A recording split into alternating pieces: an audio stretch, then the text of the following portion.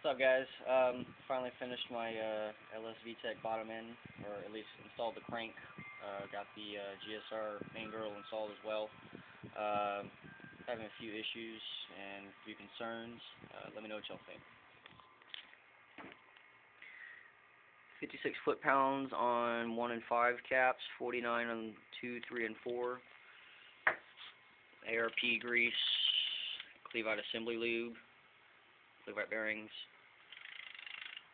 Just barely putting not even like 5 pounds of pressure on the wrench, whatever. I know in the Evans tuning it says to have a little bit of drag, but I'm not sure how much it's supposed to have.